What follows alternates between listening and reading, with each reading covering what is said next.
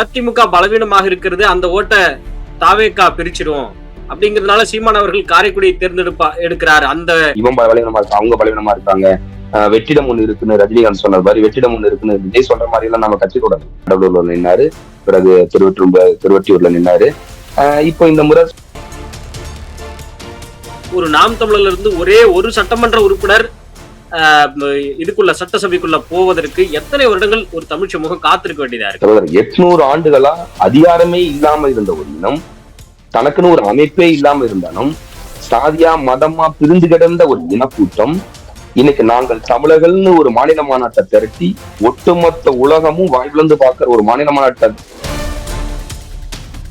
ஒரு ஒருங்கிணைந்த தமிழ் தேசிய கூட்டமைப்பை ஒரு போர்க்கால அடிப்படையில திமுகவுக்கு எதிராக ஒரு தமிழ் பெரும்பான்மை தலைவர்களையோ, அன்புமணியவோ இல்ல எடப்பாடி அவர்களையோ, ஜான் பாண்டியன் அவர்களையோ, இப்படியானவர்களை ஒருங்கிணைப்பது, அந்த ஒரு முயற்சியை சீமான் அவர்கள் நிச்சயமாக முன்னெடுத்திருக்கலாம் தானே? உங்களுக்கு தெரியாத ஒரு உண்மையை சொல்றேன், சரியா?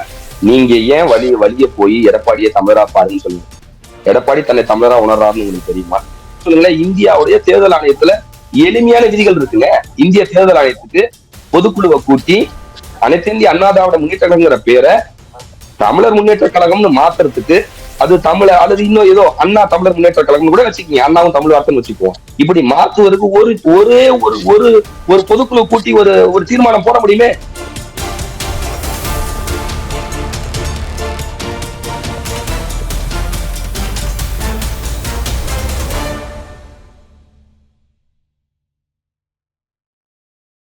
உலகில் எங்கு பிறப்பினும் தமிழ் கற்கலாம், கற்பிக்கலாம். Learn and teach Tamil from worldwide. avayarpaadasali.org. நாம் தமிழர் 2010க்கு பிறகு மிகவும் படிப்படியாக ஒரு 1.1% ஆரம்பிச்சு, அப்படி 2016, அதன் பிறகு 2024, இன்றைய சூழல்ல 8.9 வரைக்கும் ஒரு சதவீதத்தை பெற்று ஒரு முக்கியமான இடத்துல நிற்கிறது. அடுத்து 16%, அதற்கு மேலேன்னு சொல்லிட்டு ஆளாளுக்கு ஒன்று கணிச்சுக்கிட்டு இருக்காங்க. அந்த அளவுக்கு சீமான் அவர்களுடைய வளர்ச்சி அப்படிங்கிறது மிக குறுகிய காலத்துல அசுர வளர்ச்சி, அதே சமயத்துல வலுவான ஒரு வளர்ச்சியாகவும் இருக்குங்கிறத எல்லா அரசியல் விமர்சகர்களுமே சொல்றாங்க, மாற்று கருத்து இல்லாம. அப்பேற்பட்ட ஒருத்தர் காரைக்குடியை தேர்ந்தெடுப்பதற்கு காரணம், அங்க அதிமுக பலவீனமாக இருக்கிறது, அந்த ஓட்டை தாவேகா பிரிச்சிடும் அப்படிங்கிறதுனால சீமான் அவர்கள் காரைக்குடியை எடுக்கிறாரு. இந்த ஒரு ஸ்ட்ராட்டஜி பற்றி பேசுறாங்கல்ல, இதனுடைய உண்மை தன்மை என்ன? அப்படி இல்லைங்க. ஸ்ட்ராட்டஜிங்கிறது எனக்கு பொறுத்தவரைக்கும் இந்த ஸ்ட்ராட்டஜிஸ்ட்ங்கிற பேர்ல, நிபுணர்கள்ங்கிற பேர்ல நிறைய பேர் பேசுவதை கேட்டா சிரிப்பா வருது. ஏன்னா அவங்களுக்கு ஏற்பட்ட கற்பனையான எண்ணங்களை எல்லாம் அவங்களுடைய கருத்தை எல்லாம் சமூகத்தின் கருத்துன்னு திணிக்க முற்படுறாங்க. அப்படி எல்லாம் இல்லை.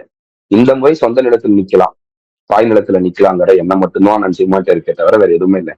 கடலூர்ல நின்னாரு, பிறகு திருவொற்றியூர்ல நின்னாரு. இப்போ இந்த முறை சொந்த தாய் நிலத்துல நிக்கலாம், இவ்வளவுதான் எண்ணம். ஏன்னா தாய் நிலத்துல நின்னா அந்த நிலத்தின் மக்கள் தன்னை ஏமாற்ற மாட்டார்கள் ஒரு நம்பிக்கை இந்த முறை அண்ணனுக்கு வந்திருக்கு. அதுதான் தேர்வுக்கான காரணம், சரிங்களா? மற்றபடி அவர் பலவீனமா இருக்கிறார், இவர் பலவீனமா இருக்கிறார், யாரோ ஒருத்தர் பலவீனமா இருக்கிறாருன்னா கட்சி கொல்லப்பட்டிருக்கு. நம்மள பத்தி பலவீனத்தின்பால் இவன் பலவீனமா இருக்காங்க, அவங்க பலவீனமா இருக்காங்க, வெற்றிடம் ஒண்ணு இருக்குன்னு ரஜினிகாந்த் சொன்ன மாதிரி வெற்றிடம் ஒண்ணு இருக்குன்னு விஜய் சொல்ற மாதிரி எல்லாம் நம்ம கட்சி தொடங்கு. கட்சியின் தொடக்கம் எதற்காக? தனி தமிழீழ குடியரசு வீழ்த்தப்பட்டது. அந்த கனவு வீழ்த்தப்பட்ட போது, லட்சக்கணக்கான ஈழத்தமிழ் சொந்தங்கள் செத்து விழுந்த போது, நம்மை காப்பாற்ற, நம் இனத்தை காப்பாற்ற இந்த நிலத்துல ஒரு வலுவான கட்சி இல்லைங்கிற எண்ணம் பல லட்சக்கணக்கான இளைஞரோட ஆழ்மனதில் இருந்த அந்த இயக்கத்தின் பால் தான் நாம் தமிழர் கட்சி கட்டப்பட்டது. இன்னைக்கும் அந்த இயக்கம் இருக்கு. அந்த இயக்கம் தான் இந்த இயக்கத்தை வழிநடத்திக்கிட்டு இருக்கு. ஒரு உதாரணம் சொல்றேன்.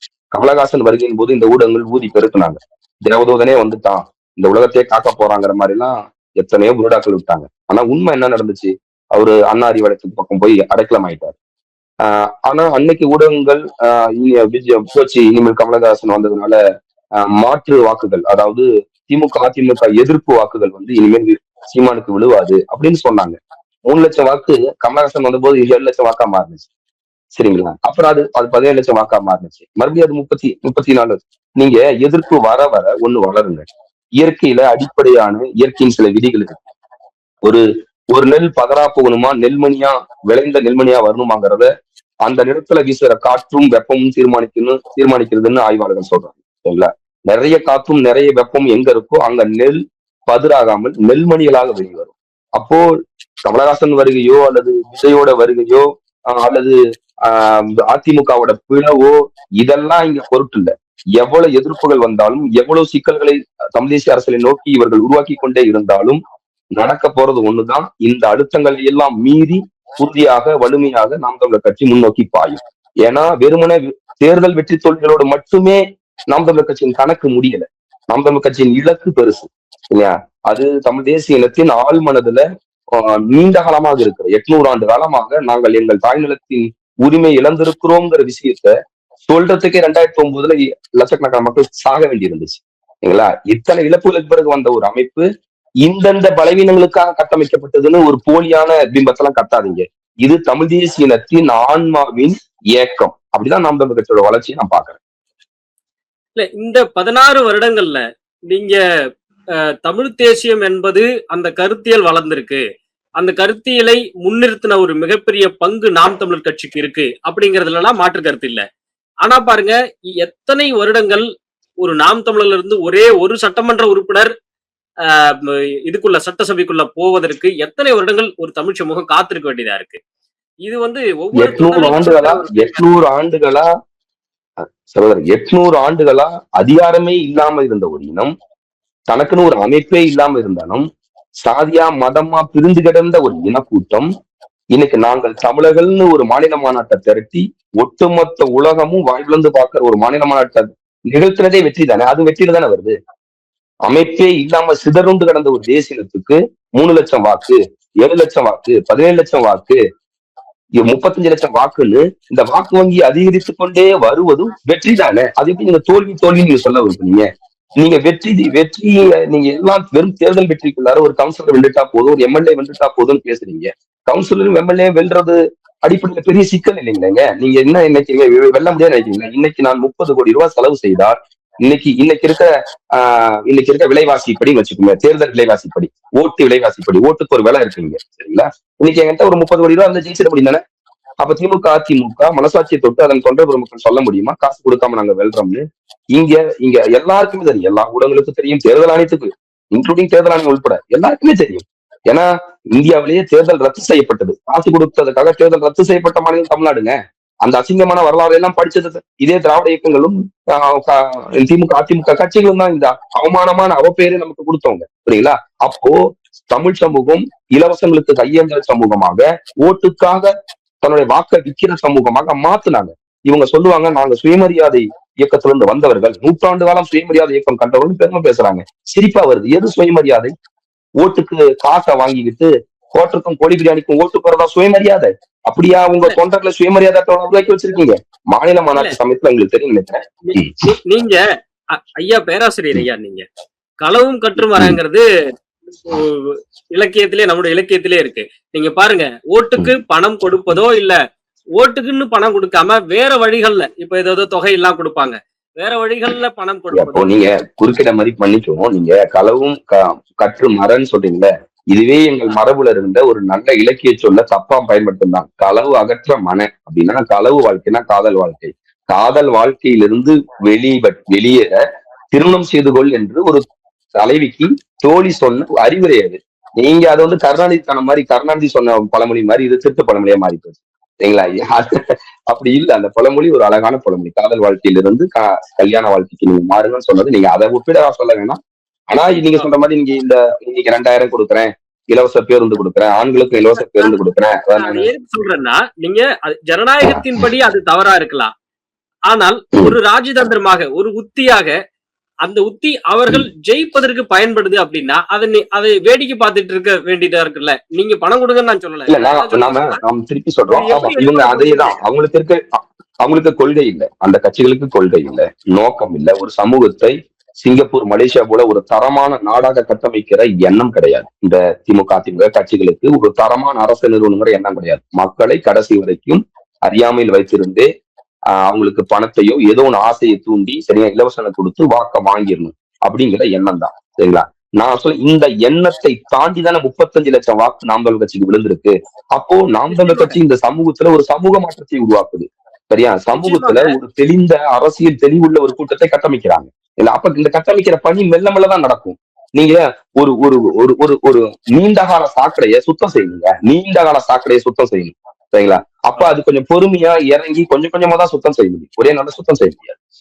ஓகே, இப்படி எடுத்துப்போம். எடப்பாடி அவர்களுக்கு திராவிடம்னா என்னன்னே புரியாது அப்படிங்கறத திமுகவே சொல்றாங்க. எடப்பாடி அவர்கள் திராவிடத்தை பத்தி ஒரு 2 லைன் பேசுவாரா, அவருக்கு அந்த புரிதல் உண்டா அப்போ அப்படின்றத பேசுறாங்க. ஐயா ஸ்டாலின் திராவிடத்தை பத்தி 2 லைன் பேசிடுவாரா?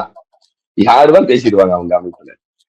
அது யாருக்குமே தெரியாதுங்க. ஏன்னா திராவிடம்ங்கிறது தென்னிந்தியாவில் இருக்கிற பிராமணர்களுக்கு வைக்கப்பட்ட பெயர். நீங்க இவங்க வந்து கால்டுவலுக்கு பிறந்தவங்க. கால்டுவலுக்கு முன்னாடி 40 வருஷத்துக்கு முன்னாடி வந்த எல்லிஸ் வந்து திராவிடங்கிற வார்த்தையை பயன்படுத்தல. அதுக்கு முன்னாடி இந்த இந்தியா முழுவதும் பயணப்பட்ட பாகியான், சீனாவை சேர்ந்த பாகியான், யுவான் சுவாங் போன்றவர்கள் அவர்களுடைய பயண குறிப்புல திராவிடங்கிற வார்த்தையை பயன்படுத்தவே இல்லை, சரிங்களா? அவர்களுக்கு முன்னாடி இந்த இந்தியாவுக்குள்ள பயணம் செஞ்ச எத்தனையோ பயணிகள், ஐரோப்பிய பயணிகள், வணிகர்கள் அவங்களுடைய பயண குறிப்புல, சரியா, மார்கோபோலா உள்பட யாருமே அவங்களோட பயண குறிப்புல இந்தியாவுல திராவிடம்னு ஒரு இனம் இருக்குன்னு பதிவே செய்யல. நான் ஒண்ணு சொன்னேன், திராவிட கட்சிகளோட உயிர் நாடி திராவிட இயக்கங்களோடுக்கான பெரிய வாய்ப்பை கொடுத்ததே யாருன்னா கால்டுவெல். என்ன, கால்டுவெல் பெத்து போட்ட பிள்ளைங்க தான் இவங்க எல்லாம். கால்டுவெல் தான் ஒரு அறகுற ஆய்வாளர். ஏன் அவர் ஒரு அறகுற ஆய்வாளர் நான் சொல்றேன்னா, தமிழ்ல 1000க்கு மேல என்னவே தெரியாது, 1000க்கு மேல 1001 1002 இல்ல, தமிழர்களுக்கு 1000 வரைக்கும் தான் என்ன தெரியும்னு ஒரு முட்டாள்தனமான ஆய்வறிக்கை கொடுத்துட்டு போயிருக்கிறார். கால்டுவெல் ஒரு அறகுறையான ஆய்வாளர். அந்த கால்டுவெலுக்கு பிறந்த இந்த திராவிடங்கிற சொல்லும், திராவிடங்கிற இந்த தத்துவமும் ஒரு போலியான தத்துவமே ஃபெயிலியர். நீங்க அதுல பேசி பயன் இல்லை. அதனால திராவிடங்கிறது குறித்து எடப்பாடிக்கு தெரியும், ஸ்டாலினுக்கு தெரியும், யாருக்குமே தெரியாது. ஏன்னா அது தப்பான கோட்பாடு. அப்படி ஒரு கோட்பாடு இல்லை. தமிழர் தமிழ் தேசம் மட்டும்தான் இங்க இருக்க கோட்பாடு. ஓகே, நான் எதற்காக அதை கேட்கிறேன்னா, அப்பேற்பட்ட எடப்பாடி அவர்கள் ஒரு எளிமையான தமிழர். அவருக்கு பெரிய அளவுல நான் சொன்னது போல திராவிடம்னா என்னன்னு கூட தெரியாதுன்னு அவங்க சொல்றது உண்மைதான். எளிமையான தமிழர், விவசாயி. இப்ப நீங்க நாம் தமிழர் கட்சியிலே விவசாயி சின்னத்தை வச்சிருக்கிறீங்க. அவரும் ஒரு எடப்பாடி அவர்களும் ஒரு விவசாயி தான். ஏகோபித்த பெரும்பான்மையான தமிழ் தேசியர்களுடைய இன்னொரு இயக்கமாக கேள்வியாக இருக்கு. அதனால உங்ககிட்ட அந்த கேள்வி முன்வைக்கிறேன். எடப்பாடி அவர்களுடன் இணைவதில்ல, ஏன்னா அவருக்கும் திராவிட அத்தாரிட்டி கிடையாது. எடப்பாடி அவரோட இணைவதிலையோ அல்லது அவரை பேசி ஒரு ஒருங்கிணைந்த தமிழ் தேசிய கூட்டமைப்பை ஒரு போர்க்கால அடிப்படையில திமுகவுக்கு எதிராக ஒரு தமிழ் பெரும்பான்மை தலைவர்களையோ, அன்புமணியவோ இல்ல எடப்பாடி அவர்களையோ, ஜான் பாண்டியன் அவர்களையோ, இப்படியானவர்களை ஒருங்கிணைப்பது, அந்த ஒரு முயற்சியை சீமான் அவர்கள் நிச்சயமாக முன்னெடுத்திருக்கலாம் தானே அப்படிங்கிற ஒரு கேள்வி இருக்கு. இந்த கேள்வி நான் உங்களுக்கு முன்வைக்கிறேன். ஐயா எனக்கு புரியுது. இப்ப நான் என்ன சொல்றேன், ஏன் கூட்டணியா இது செய்ய நான் முற்படலைங்கிற மாதிரி தான் நான் அந்த எண்ணத்துல நீங்க கேக்குறீங்க. என் கேள்வி ஒண்ணுதான், எடப்பாடி பழனிசாமியை ஏராளமான தமிழ் தேசிய உறவுகள், தமிழ் தேசியவாதிகள் உலகம் முழுவதும் இருந்து அவரை தமிழரா பாருங்கன்னு வலியுறுத்திட்டே இருக்காங்க. உங்களுக்கு தெரியாத ஒரு உண்மையை சொல்றேன், சரியா? நீங்க ஏன் வழிய போய் எடப்பாடியை தமிழரா பாருன்னு சொல்லுங்க. எடப்பாடி தன்னை தமிழரா உணர்றாருன்னு உங்களுக்கு தெரியுமா? எடப்பாடி பழனிசாமி அவர்கள் ஒருவேளை தன்னை திராவிடராகவோ அல்லது தன்னை ஒரு இந்திய தேசியராகவோ உணர மாட்டாருன்னு என்ன நிச்சயம் உங்களால உறுதியா சொல்ல முடியுமா? சரிங்களா? நீங்க பாருங்க, இங்க இருக்கிற எத்தனையோ தலைமைகள், சாதி தலைமைகளோ, சரியா, எல்லா சாதி தலைமையிலும் தமிழரா பாருங்கிறீங்க. அவங்க ஆள் மனதில் அவங்க சாதியா நிற்கும் போது, அவங்க ஆள் மனதில் அவங்க இந்தியரா நிற்கும் போது, அவங்க ஆள் மனதில் அவங்க திராவிடரா நிற்கும் போது நாங்க ஏன் போய் அவரை தமிழரா ஏற்றுக்கணும்? நீங்க, நான் என்னை தமிழராக உணர்றேன். எனக்கு சாதி இல்ல, எனக்கு மதம் இல்ல, எனக்கு இந்தியங்கிற நாட்டு உணர்வு, நாட்டுப்பற்று கிடையாது.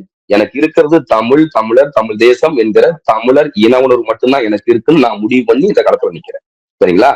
இது போல தமிழ் தேசிய இன உணர்வோடு இருக்கிற கட்டமைப்பை உருவாக்கி கொண்டே வந்தாதான் அது நீண்ட தூரத்துக்கு பயன்படும், நீண்ட தூர இலக்குகளுக்கு பயன்படும். சின்ன இலக்குகளோடு நம்ம பயணிக்கல. வெறும் அற்ப தேர்தல் வெற்றிகளுக்காக நாம் தமிழர் கட்சி இயங்கல. அத பலமுறை பல மேடைகளை சொல்லியாச்சு. சாதி பார்த்து போடுற ஓட்டு எனக்கு தீட்டுன்னு பேசியாச்சு, புரியுங்களா? நீங்க இந்த சாதி தலைமைகளையோ, இந்த திராவிட கட்சிகளின் தலைமைகளையோ, அல்லது இந்திய தேசிய கட்சிகள் இருக்கிற தமிழ் தலைமைகளையோ நீ தமிழரா பாருன்னா நான் பாக்குறேன், அதெல்லாம் அப்புறம் பாத்துக்கலாம். அவர் பாக்குறாரா? அண்ணாமலையை தமிழரா பாருன்னா அண்ணாமலை தன்னை தமிழரா பாக்குறாரா, இந்தியரா பாக்குறாரா?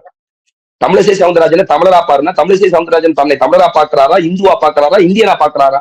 அப்போ எடப்பாடி பழனிசாமி தன்னை என்னவா பாக்குறாருன்னு ஒரு கேள்வி இருக்கிறீங்களா? அப்போ அவர்களை தமிழராக ஏற்றுக்கொள்ளாத போது, அப்ப ஏற்றுக்கிட்டா இந்த கட்சியோட பேரெல்லாம் மாத்த சொல்லுங்களேன். இந்தியாவுடைய தேர்தல் ஆணையத்துல எளிமையான விதிகள் இருக்குங்க.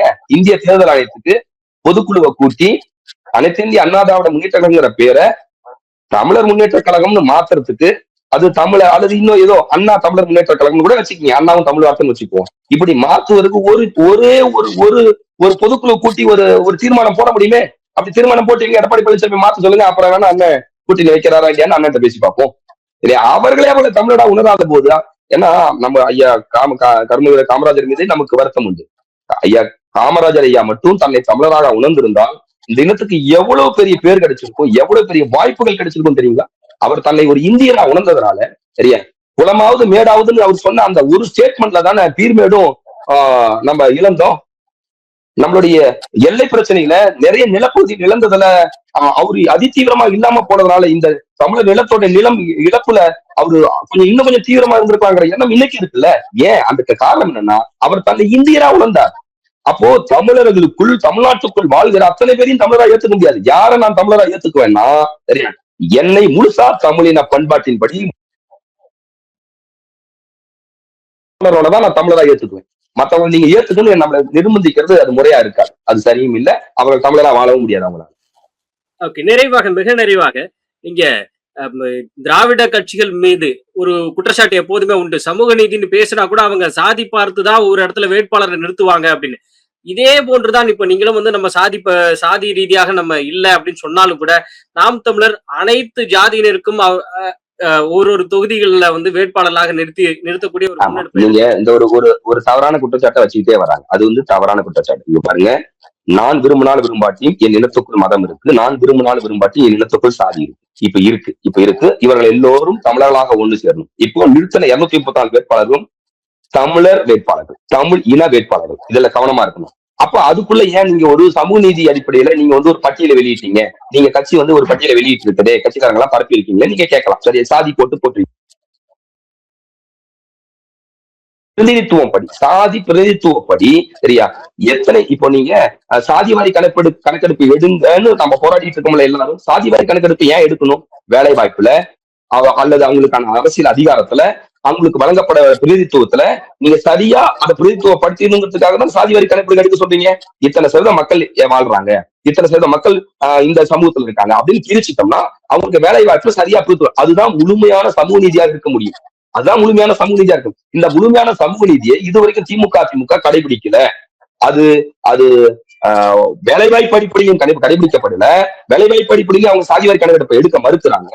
இன்னொரு பக்கம் அரசியல் அதிகாரம் வரும்போதும் ஒடுக்கப்பட்ட மக்கள், அது மருத்துவர் சமூகம், நாவிதர் சமூகம், சலவை தொழிலாளர் சமூகம், குறவர் சமூகம், இந்த சமூகங்கள் எல்லாம் எப்பொழுதுமே அவங்க புறக்கணிச்சிருக்காங்க. ஒரு எம்எல்ஏ ஒரு எம்பி 75 ஆண்டு காலமாக தமிழ்நாட்டுல ஒரு எம்எல்ஏ மருத்துவர் சமூகத்துல ஒரு இதையெல்லாம் கவனிக்கிற ஒரு தலைவர் உருவாயிருக்கான். எப்படி? எல்லா சமூகங்களுக்கும் தமிழர் இனத்துக்குள் இருக்கிற எல்லா குழுக்களுக்கும் சரியா, ஏன்னா ஒரு இனத்துக்குள்ள சின்ன சின்ன குழுக்கள் இருக்கும் சரியா, அந்த குழுக்கள் அத்தனைக்கும் பிரதித்துவம் கொடுப்பதுதான் முழுமையான சமூக நீதி. உண்மையை சொல்ல போனா திராவிட இயக்கங்கள் செய்த விட அவங்களுடைய சோசியல் இன்ஜினியரிங்கை விட மிகச்சிறந்த சோசியல் இன்ஜினியரிங்க ஒவ்வொரு தேர்தலையும் நாம் தமிழ் கட்சி மன்னன் சீமானும் தான் பின்பற்றிட்டு வராங்க. அதனால வழங்கப்பட்டிருக்கு. அப்படி வழங்கப்பட்டதை நாங்க எத்தனை சதவீத மக்கள் வாழ்றாங்கன்னு எங்களுடைய தோராய கணக்கீடு. ஏதாவது தோராய கணக்கீடு தேவர் சமூகம் எவ்வளவு இருக்கு, கள்ளர் சமூகம் எவ்வளவு இருக்கு, மறவர் சமூகம் எவ்வளவு இருக்கு, அல்லது வன்னி சமூகம் எவ்வளவு இருக்கு, பழைய சமூகம் எவ்வளவு இருக்குன்னு இப்போது இருக்கிற தோராய கணக்கின்படி அந்த கணக்கீட்டின்படி சீட்டுகள் பகிர்ந்து வழங்கப்பட்டிருக்கு.